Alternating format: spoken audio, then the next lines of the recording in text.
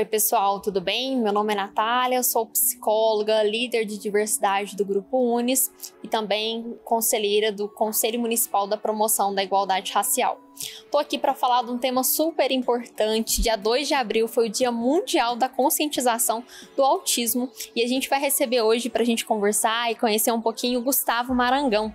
Gustavo, fique à vontade, é um prazer falar com você, é um prazer ter você aqui com a gente para aprender um pouquinho sobre esse tema tão importante e tão relevante para a nossa sociedade. Bem, eu sou o Gustavo Marangão, dono do jornal Cidade Varginha, escritor com 4 livros publicados e pessoa autista. Eu falo, o autismo, ele é um muro que tem que ser superado. Às vezes tem que ser escalado, às vezes tem que passar por baixo dele. Às vezes tem dias que nem adianta lutar contra o muro, tem que ficar deitado esperando alguma coisa. Mas a maioria das vezes você tem que escalar esse muro ou até mesmo tentar arrebentá-lo ele. Realmente, né? São algumas barreiras que a gente encontra na sociedade, mas elas podem ser superadas, escaladas e tá tudo certo ter muro para quem sabe escalar. E se não souber, aprende, né? Nessa caminhada. Gustavo, queria ver como você descreve a sua jornada como jornalista, né? O que inspirou essa escolha por essa profissão?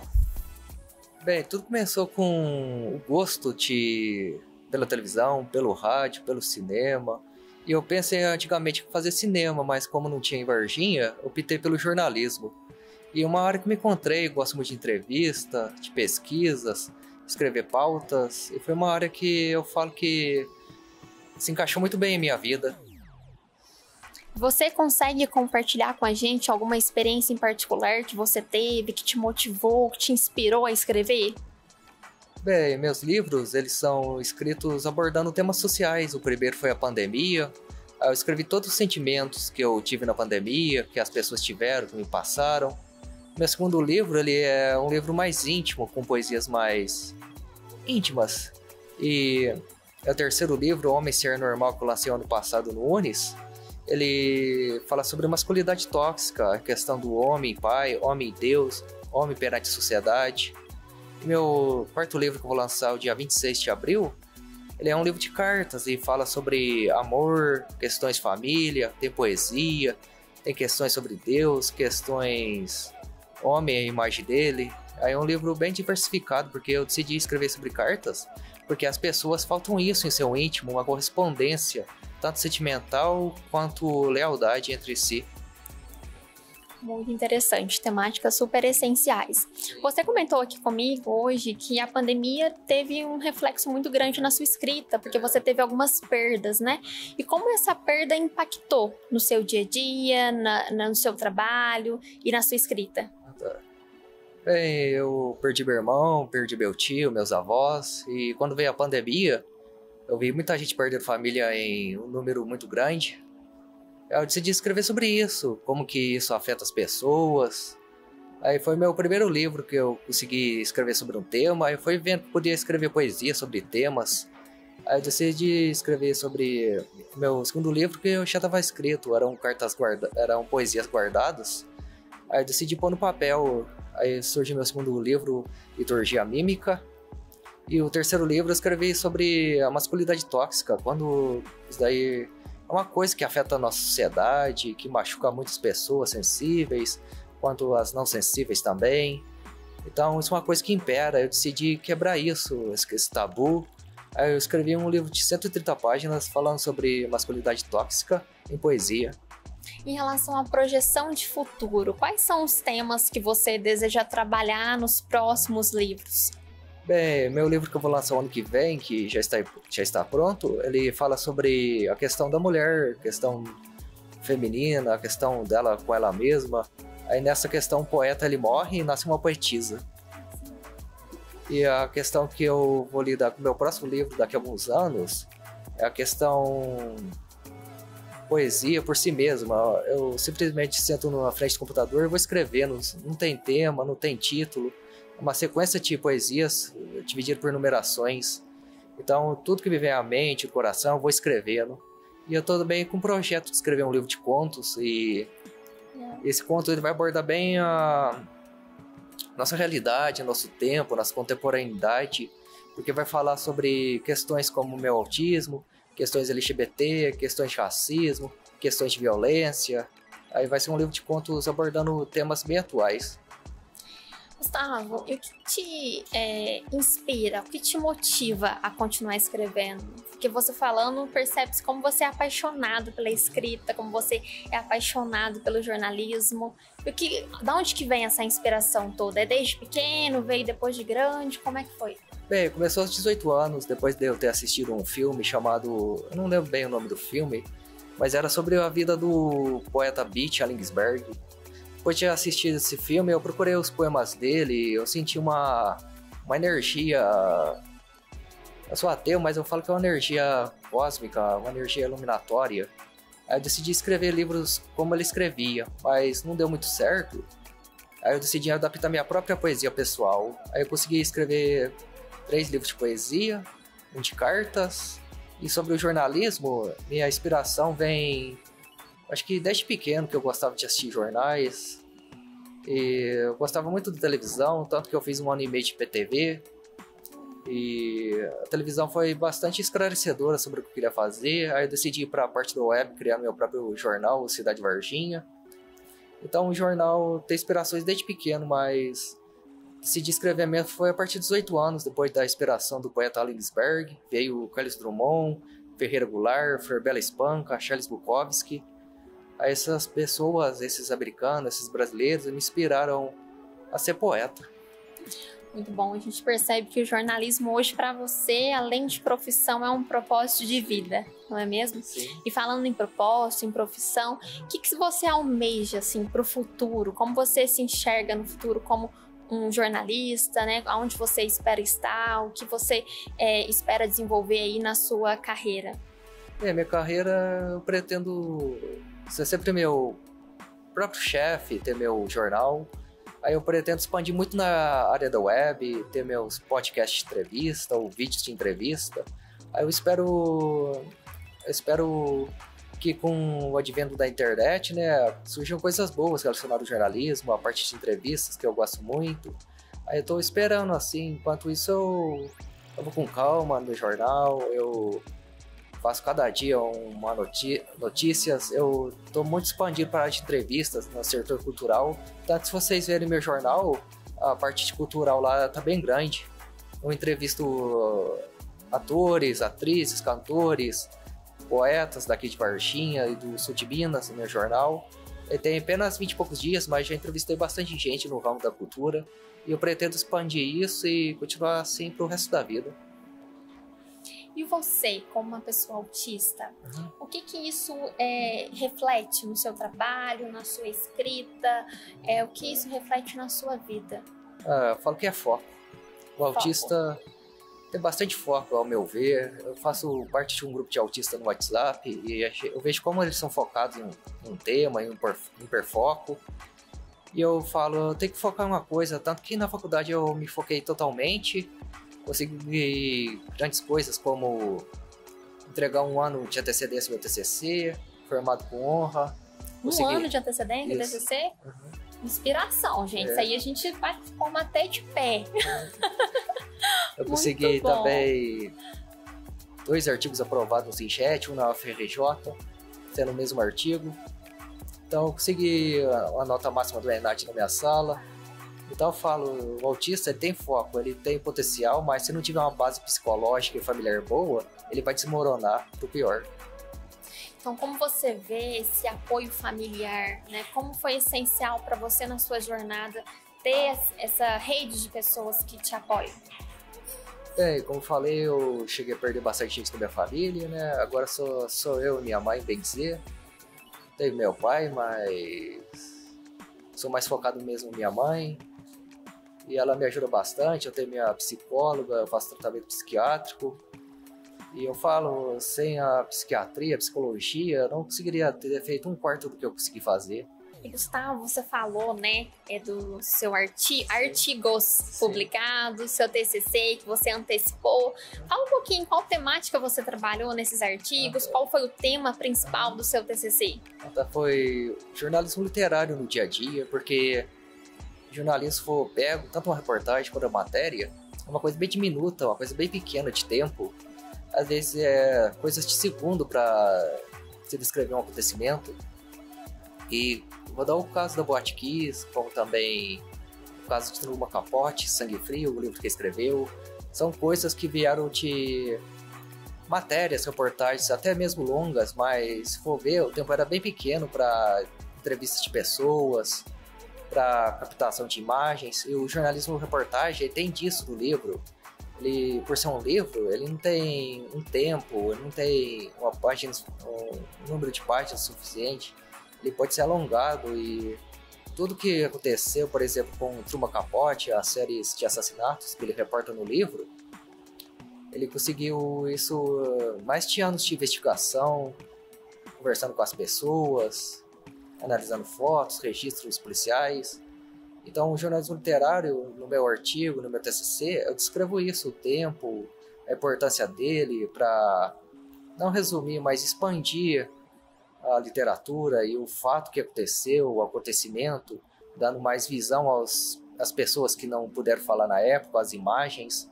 Então, o jornalismo reportagem, meu TCC, nada mais é do que falar sobre o expandimento disso, do fato que aconteceu e que ficaria bem diminuto na reportagem ou na matéria. E na sua profissão, o que você acha mais desafiador? Tem muitas coisas, mas o que mais acho desafiador é a questão policial, porque requer uma investigação maior, mesmo se for uma nota pequena.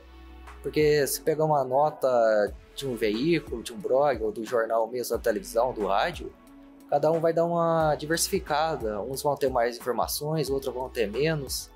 Então acho que é conseguir, através do policial, uma gama de informações maior do que o outro jornal teria. Então acho que é uma luta diária sobre isso.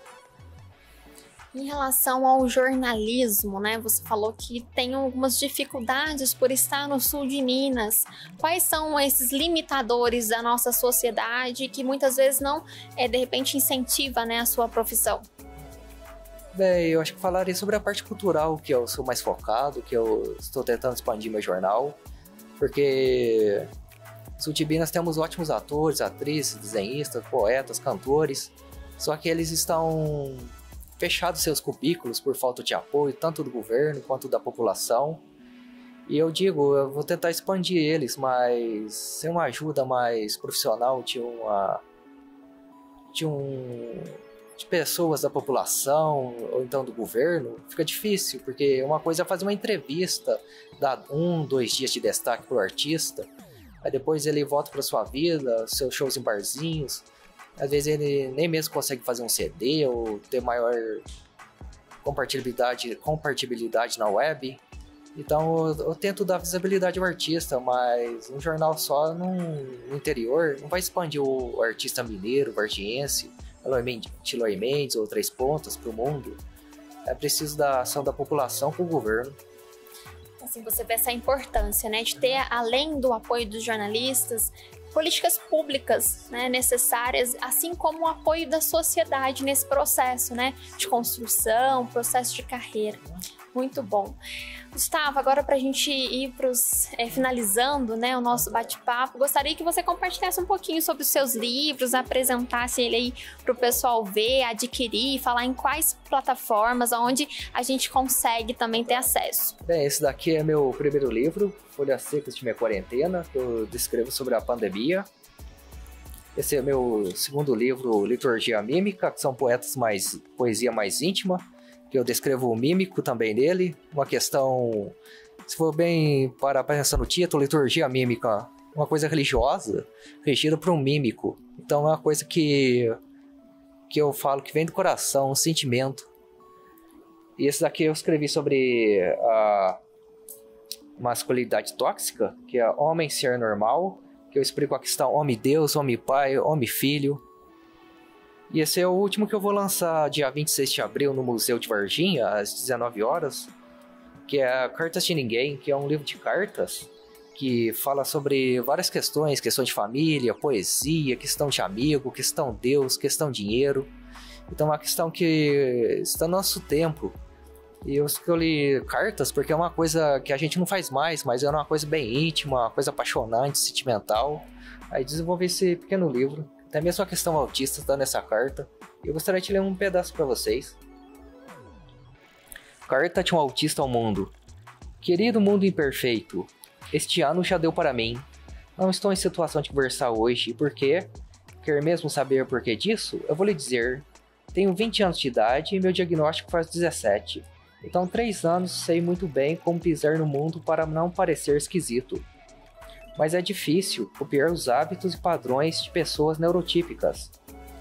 É difícil saber o porquê que as pessoas têm que ter dezenas de amigos, sendo que não sou sociável, mas mesmo assim me canso a cabeça e vou à procura de amizades, como a amizade de Douglas, rapaz legal que conheci no café de minha tia.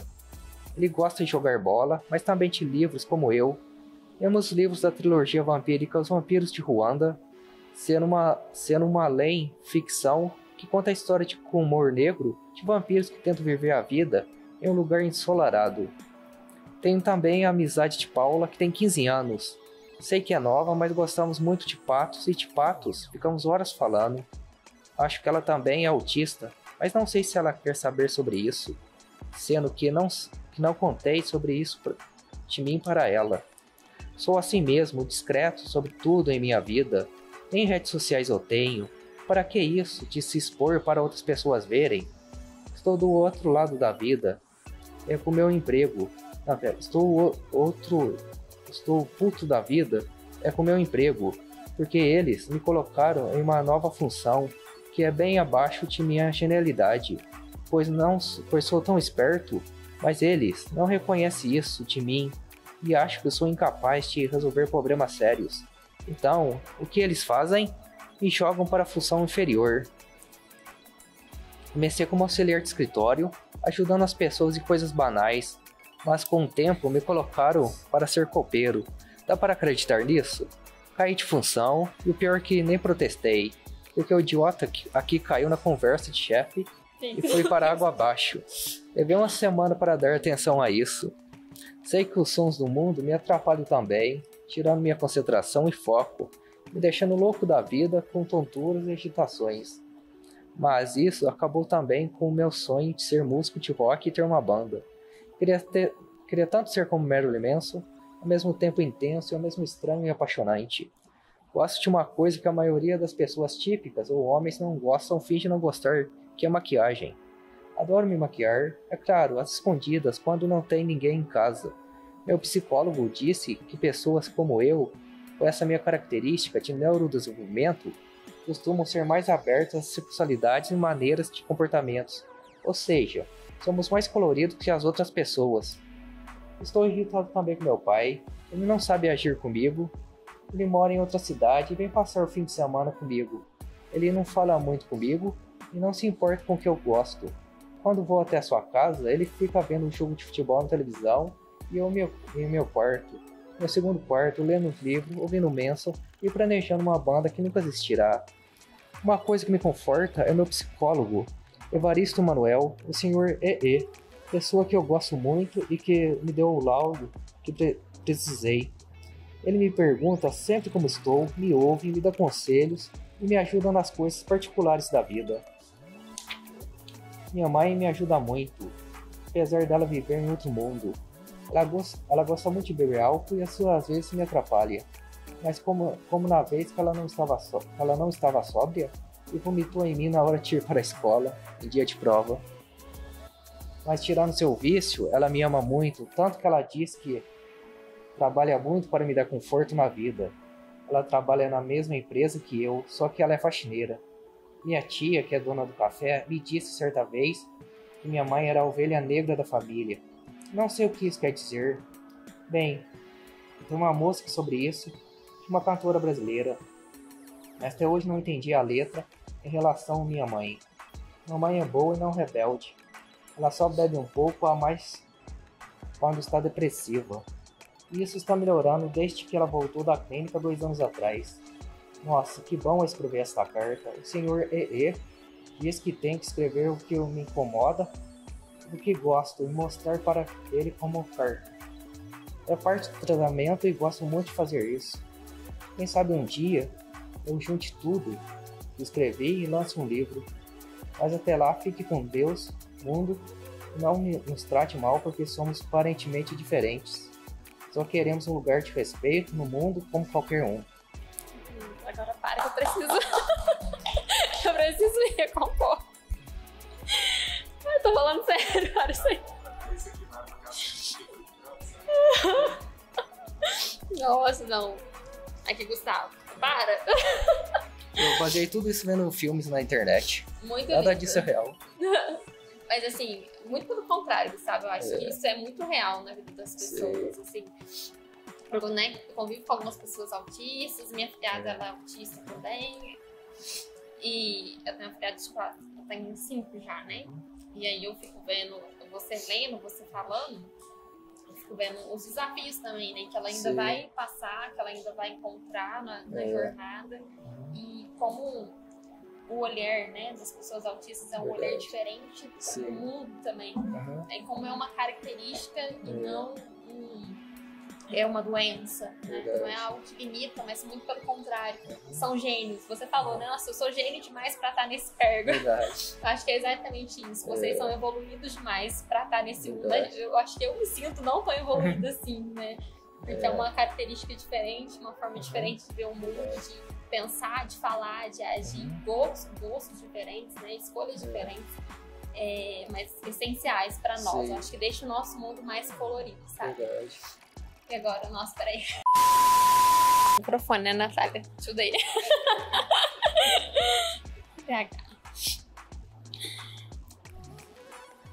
Agora pode, né? Bom, gente, depois dessa carta maravilhosa, realmente, Gustavo, fiquei emocionada. Muito obrigada por compartilhar.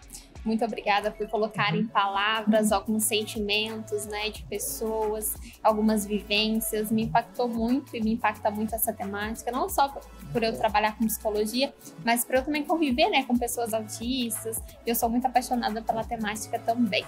Muito obrigada pelo tempo.